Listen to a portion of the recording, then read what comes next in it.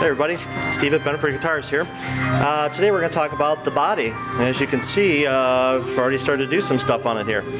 Got the neck pocket routed out, turned out awesome, and then we got the trim started. It's got some more to do on the back here, but we'll talk about that in a second.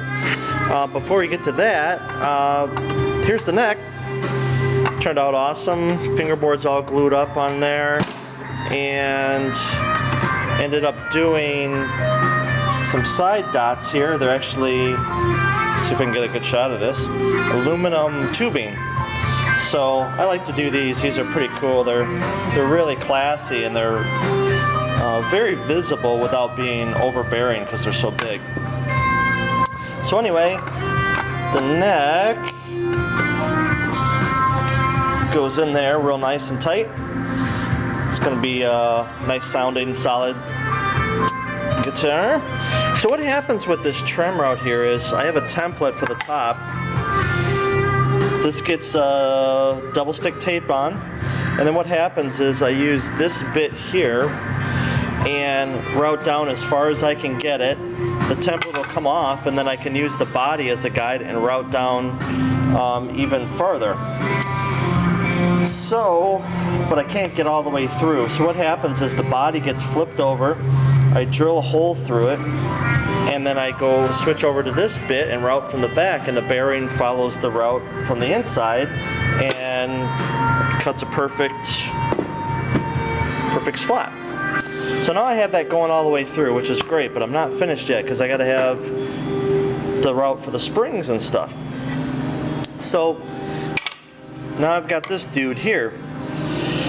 So I'm going to attach this with what else but double stick tape.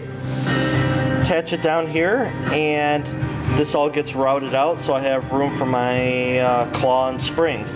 Now this is a pretty critical route because I can't go too terribly deep because otherwise when I route for the pickups I'll bust through this, or vice versa.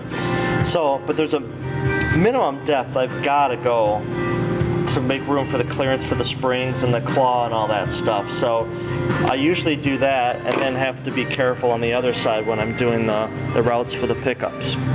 In this particular case, I don't have to go as deep as I normally would because I'm using, oh, they're over here. I'm using these single coil pickup rings, so it's almost like a pick guard. So the screws will be mounted from the top, adjusting the height, as opposed to having screws go down into the wood. And once that happens, you got to be really careful with your depth so you're not busting through with screws. So from there, what I'm going to do next is I'm going to finish routing the trim cavity, and then I will route for the pickups. And time permitting, I will probably do the forearm bevel today. And we decided that we're going to do a little scoop here, just because it looks cool. And what else? That's it. Probably maybe do the belly cut on the back. That's about it, but yeah, got to square up this, shape up this heel just a little bit, but it's about ready to go.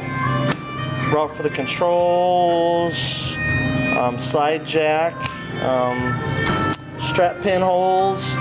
Then comes the sanding. Got a lot of sanding to do, but it actually shouldn't be too bad because I've got it sanded pretty good right now. So sanding sucks. So especially the sides, and like down in here, it's horrible. Hate it. But it's a necessary evil. Oh, I gotta fix that little side thing that I mentioned the other day too. So that's about it. Oh, got to profile the neck too, but that's gonna come later, and put the frets in because that'd be helpful because we're not doing a fretless.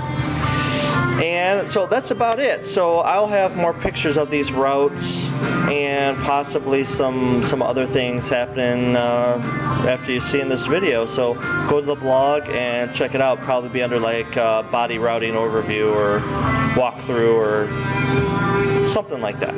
So thanks a lot. Talk to you later.